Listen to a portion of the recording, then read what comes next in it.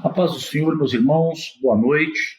Estamos aqui para adorar, bendizer ao Senhor e, neste momento específico, ouvir a pregação da sua palavra. Dando continuidade à nossa série de mensagens no livro de Atos, livro que Lucas escreveu para Teófilo, uma continuação do seu evangelho, com o intuito de instruir Teófilo a respeito daquilo que Cristo fez pelo poder do Espírito Santo através dos discípulos e da sua igreja. Nós já vimos no capítulo 1 que os apóstolos e aqueles primeiros cristãos ficaram reunidos em Jerusalém esperando a promessa do Pai, ou seja, a descida do Espírito Santo. E na última mensagem iniciamos o capítulo 2. Vimos essa promessa se cumprindo no dia da festa de Pentecostes. Falamos sobre o significado daquela festa e o porquê de Deus ter enviado o seu Espírito justamente naquele dia. Assim como nós também vimos o que significa ser cheio do Espírito Santo. Hoje, vamos dar continuidade no capítulo 2, nos versos 5 ao verso 13, onde nós continuaremos a falar sobre o enchimento do Espírito na vida daqueles discípulos e o que aquilo produziu. Vamos então ler o texto e orar. Atos capítulo 2, versos 5 ao 13. Ora, estavam habitando em Jerusalém judeus, homens piedosos, vindos de todas as nações debaixo do céu. Quando, pois, se fez ouvir aquela voz, afluiu a multidão, que se possuiu de perplexidade, porquanto cada um os ouvia falar na sua própria língua. Estavam, pois, atônitos e os admiravam, dizendo: Vede, não são, porventura, galileus todos esses que aí estão falando? E como os ouvimos falar, cada um em nossa própria língua materna? Somos partos, medos, elamitas, e os naturais da Mesopotâmia, Judéia, Capadócia, Ponto e Ásia, da Frígia, da Panfilha, do Egito e das regiões da Líbia, nas imediações de Cirene, e romanos que aqui residem, tanto judeus como prosélitos, cretenses e arábios. Como os ouvimos falar em nossas próprias línguas as grandezas de Deus? Todos atônitos e perplexos interpelavam uns aos outros. Que quer isto dizer? Outros, porém, zombando, diziam: estão embriagados. Vamos orar, meus irmãos. Ó Pai bendito e eterno, ó Senhor, suplicamos a Ti que neste momento, mediante o poder que só o Senhor tem pelo Teu Espírito, venha, ó Deus, romper as barreiras da nossa compreensão e nos fazer entender, Senhor, qual seja a Tua vontade nas Tuas Escrituras. Que o Senhor seja exaltado nesta noite.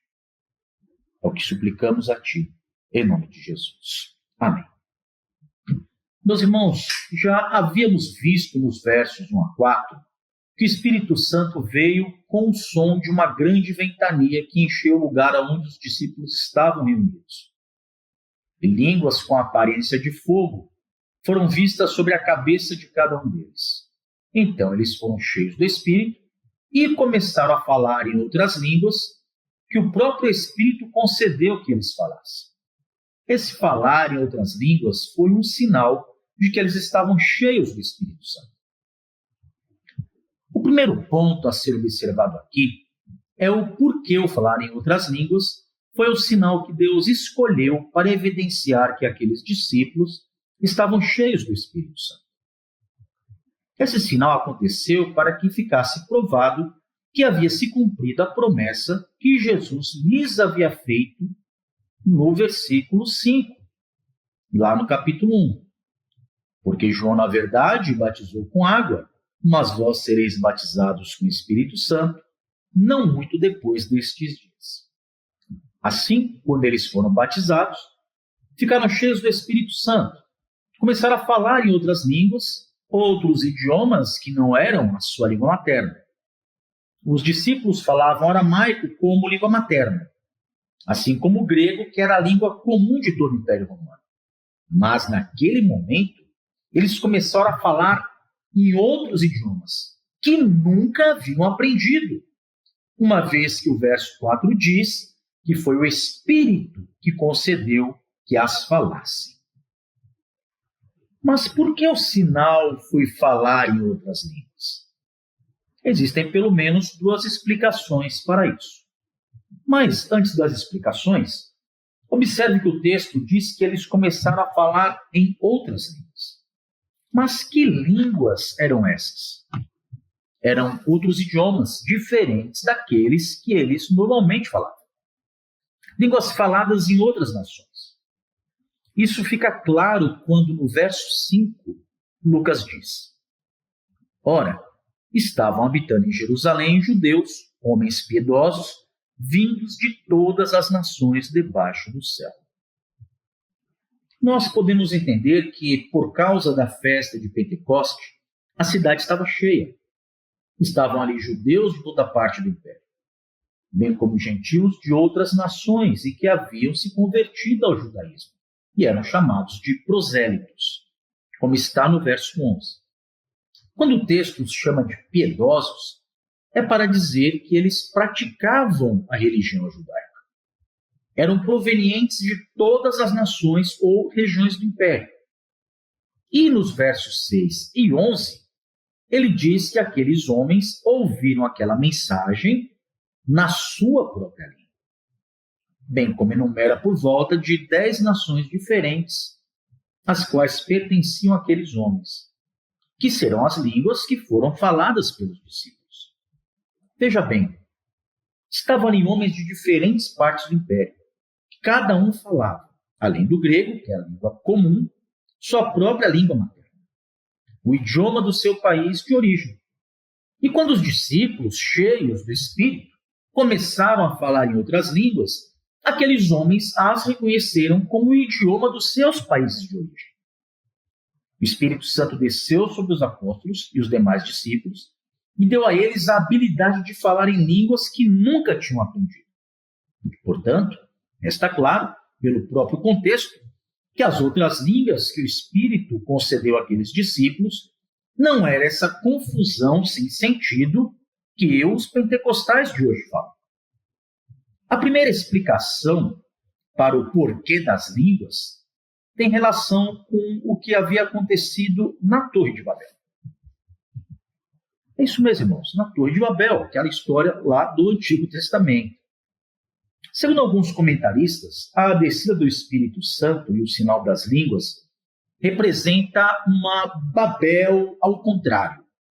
Lá em Gênesis 11, temos a história da Torre de Babel que foi construída pelo povo de Nimrod, que era descendente de Cã, o filho que foi amaldiçoado por Noé. A história relata que naquela época todos os habitantes do mundo falavam a mesma língua e que um dia resolveram construir uma grande torre para que se tornassem conhecidos e para que pudessem permanecer reunidos em um lugar, sem ter o risco de se espalharem pelo mundo. Então, ao observar isso, Deus vê naquela atitude um perigo para o próprio homem que começava a ficar sem limites no que fazer. Assim, Deus os castiga, fazendo com que cada um falasse uma língua diferente do outro, o que trouxe confusão entre eles, impedindo que terminassem a construção daquela torre. E, por fim, eles foram espalhados pelo mundo inteiro, dando origem a tantos idiomas diferentes. Quando os comentaristas falam de Pentecostes como uma Babel ao contrário, eles querem dizer que no dia de Pentecostes, Deus reverteu o que havia acontecido em Babel, pois agora, pela pregação do Evangelho, homens de diferentes línguas, povos e nações estão sendo reunidos num único povo, de um reino celestial, servindo a um único Rei dos Reis. Em Pentecostes, Deus desfaz a maldição que foi imposta sobre Babel. Essa é uma primeira explicação. Mas há uma outra explicação. E a segunda explicação é que as línguas foram escolhidas como sinal para confirmar a universalidade do Evangelho. Lembre-se que durante o Antigo Testamento, até aquele dia, a pregação do evangelho estava restrita à nação de Israel e ao povo judeu. Cabe aqui salientar que, desde o princípio, era plano de Deus salvar pessoas dentre todas as nações da terra. Essa promessa já havia sido dada a Abraão, quando Deus lhe disse que na descendência dele, mais precisamente em Jesus, todas as nações da terra seriam benditas. Mas durante todo aquele tempo, foi ao povo de Israel que Deus se revelou, deu mandamentos e fez sua aliança. No Antigo Testamento foram pouquíssimas vezes, raros momentos, em que Deus estendeu a fé e salvação a alguém que não era israelita. Temos um raro exemplo na prostituta Raabe ou o comandante sírio Naamã.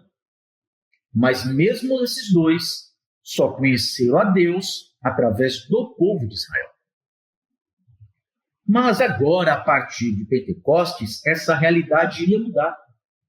A palavra de Deus, a sua aliança, seria estendida através do Evangelho de Cristo pregado pelos apóstolos, começando por Jerusalém, Judeia, Samaria e até os confins da terra, seriam feitos discípulos de todas as nações. Aquele sinal, os discípulos falando em outras línguas, apontava para a universalidade do Evangelho. A igreja seria composta de judeus e gentios, pessoas de todas as nações, reinos, tribos e etnias diferentes, todos convertidos a Cristo Jesus.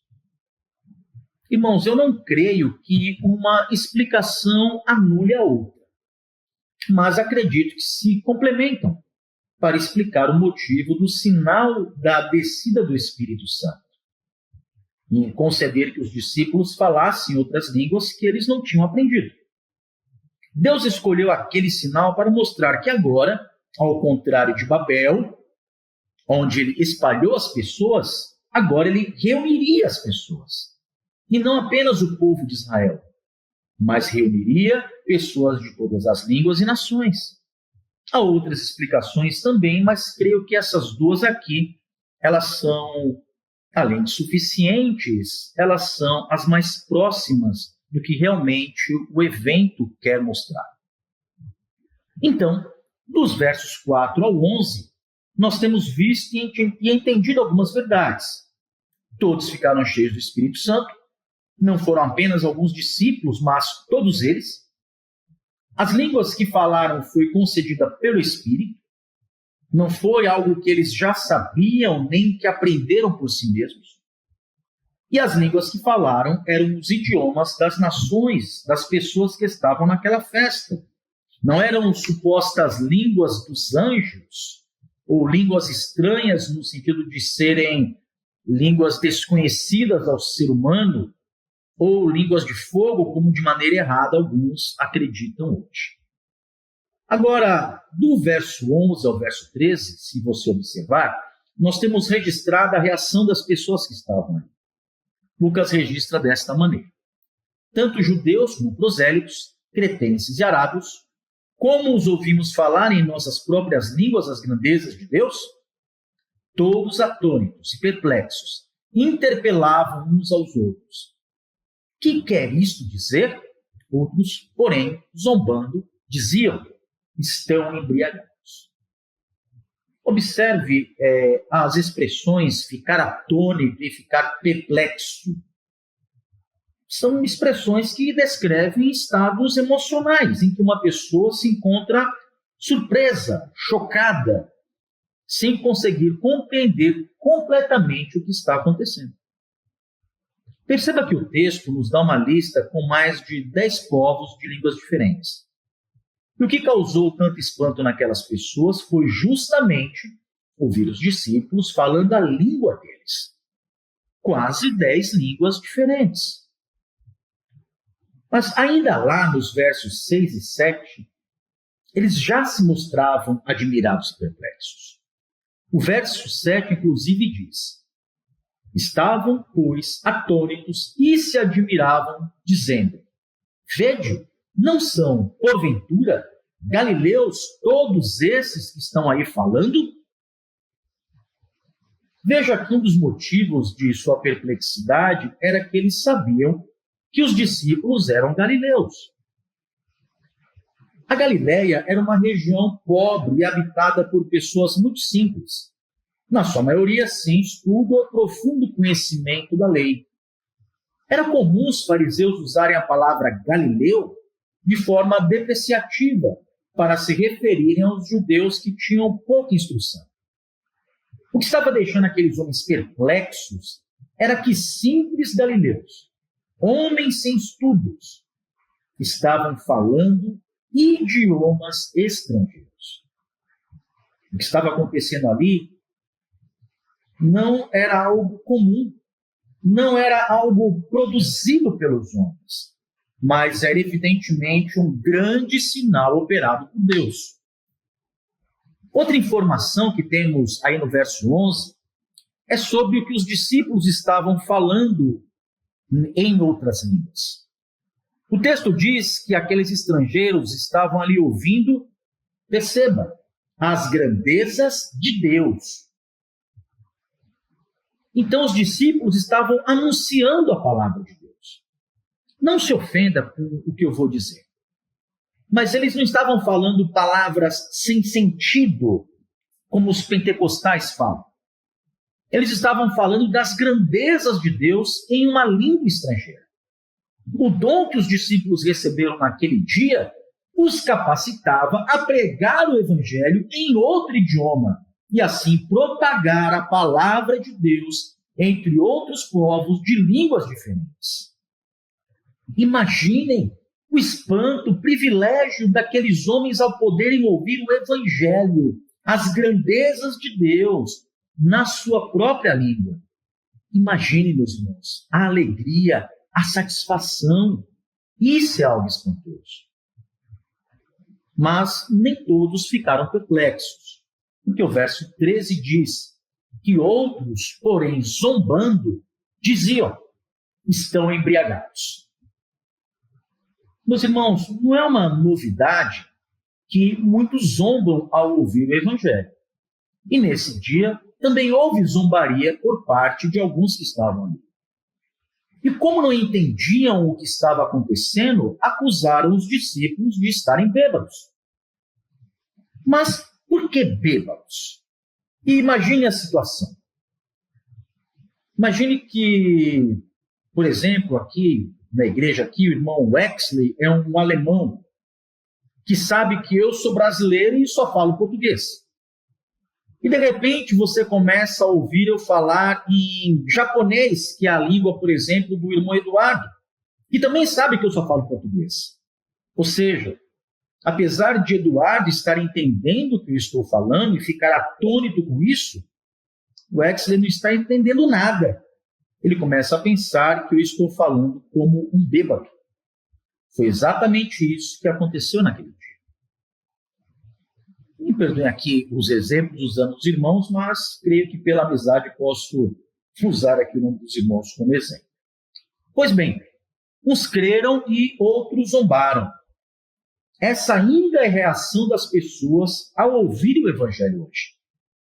Ainda que não estejam presenciando um sinal como aquele, uma vez que estão ouvindo a pregação da palavra na mesma língua para todos que estão reunidos, ainda assim são muitos que zombam e rejeitam o evangelho de Cristo. Irmãos, algumas considerações finais. Quanta confusão existe hoje em dia quanto a essas questões. Algumas denominações evangélicas, de maneira errada, entendem que, ainda hoje, o Espírito Santo se manifesta da mesma maneira que se manifestou no dia de Pentecostes. Que ele virá em uma determinada reunião de oração e batizará, entre aspas, alguns irmãos que vão começar a falar em outras línguas.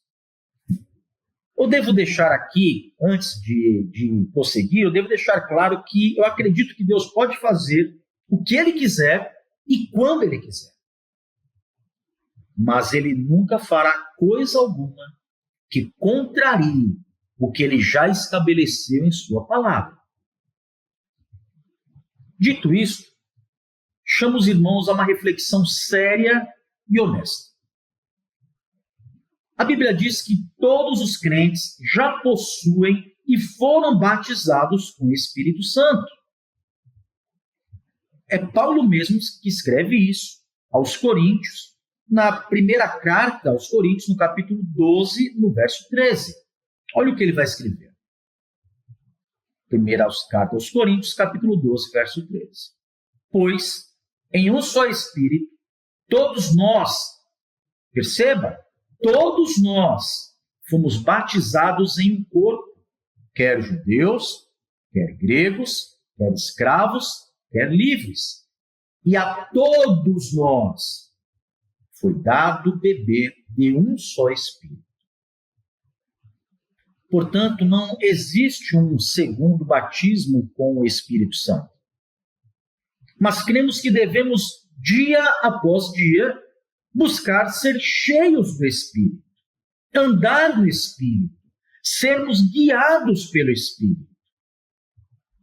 Se supormos que essas reuniões que alguns fazem para receber o batismo do Espírito Santo sejam corretas, e aqui estou apenas supondo, o que acontece nelas está totalmente fora do padrão bíblico. Primeiro, que nessas reuniões apenas alguns supostamente recebem tal batismo, ao passo que o texto de Atos diz que todos foram cheios do Espírito. E parece-nos que nesses grupos, apenas alguns irmãos, por assim dizer, especiais, recebem essa bênção. E aí dizem que aconteceu com esses porque eles buscaram mais, oraram mais, jejuaram mais, subiram no monte, pagaram o preço, ou qualquer outra coisa que mostre os seus méritos. Mas o texto de Atos mostra uma realidade muito diferente.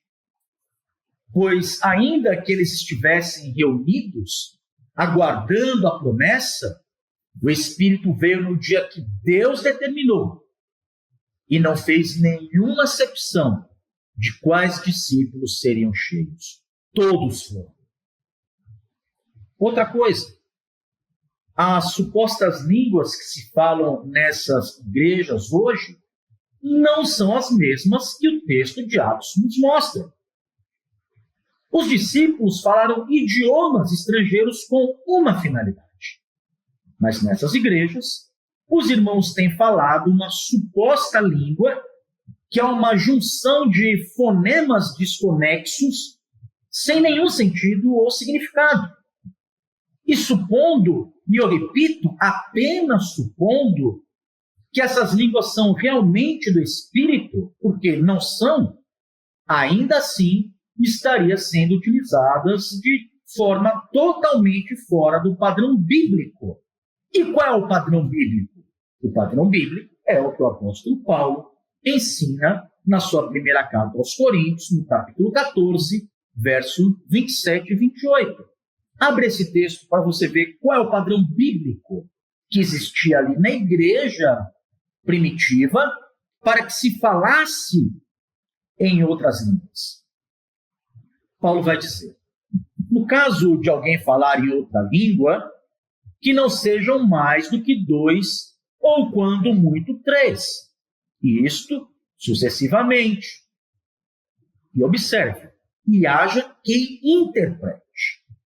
Mas, não havendo intérprete, fique calado na igreja, falando consigo mesmo e com Deus. Meus irmãos, essas línguas às quais o apóstolo Paulo se refere aqui, não existe nenhum tipo de evidência na Escritura que seja uma suposta língua dos anjos. Muitos querem falar isso amparadas no capítulo 13 desta mesma primeira carta aos Coríntios, quando Paulo diz, ainda que eu falasse a língua dos anjos e dos homens. Entendemos, irmãos, de maneira muito clara que o que Paulo está usando ali é uma hipérbole, é uma maneira exagerada de falar. Ele não está ali referendando que exista uma língua dos homens e dos anjos, e que esta língua são então essas outras línguas faladas na igreja. Não é isso que o apóstolo está dizendo no capítulo 3 da primeira carta aos Coríntios. Uma outra coisa. Veja que Paulo, nesse texto que nós lemos aqui, ele ensina que apenas 2 ou 3 pessoas eram autorizadas a falar em línguas na igreja. E uma de cada vez. E mesmo assim, tinha que haver um intérprete. E eram línguas estrangeiras, lembre-se disso. Irmãos, não é isso que vemos hoje em dia, quando um monte de pessoas começam a falar uma língua estranha, mas quando eu falo estranha, é que é estranha mesmo, no culto, sem nenhum tipo de ordem, uma balbúrdia sem sentido, e sem nenhum intérprete. Convenhamos, irmãos, não há nenhum tipo de relação entre o que acontece hoje com aquilo que aconteceu no dia de Pentecostes. Meus irmãos, tratemos as coisas de Deus com temor, com sabedoria. As Escrituras estão aí para nos ensinar. Então, o que os apóstolos fizeram naquele dia foi anunciar as grandezas de Deus, foi pregar o Evangelho. E eles fizeram isso na língua materna das pessoas de outras nações que estavam presentes naquela festa. E eles fizeram isso através de um dom concedido pelo Espírito Santo, que passou a habitar neles naquele dia e os encheu com o seu poder. Amados irmãos, devemos compreender que tudo aquilo que Deus faz é com o propósito de exaltar o seu nome. E aqui no livro de Atos especificamente, também com o propósito de que o seu evangelho fosse levado a Jerusalém, a Judéia, a Samaria e aos confins da terra. A prova de que esse propósito ele vai ser alcançado, e um dos primeiros instrumentos pelos quais ele vai ser alcançado é justamente a manifestação deste dom de línguas, como aqui expliquei na festa de Pentecostes.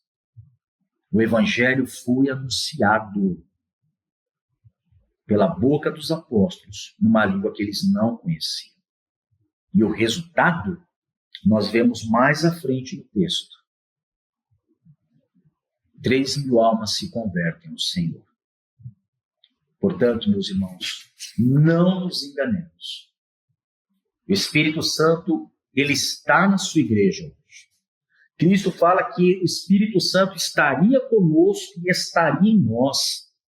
Ou seja, cada um de nós, servos de Deus, aqueles que foram lavados, comprados pelo sangue de Cristo, todos nós temos o Espírito Santo, ele nos foi dado. E ele nos enche do mesmo poder. Nesse caso específico, não mais de falar essas línguas estrangeiras de forma ordinária, como aconteceu em vários momentos no livro de Atos. Mas o propósito, ele continua firme. É que nós sejamos as testemunhas de Cristo, anunciando o seu evangelho em todos os lugares. Vamos orar, meus irmãos.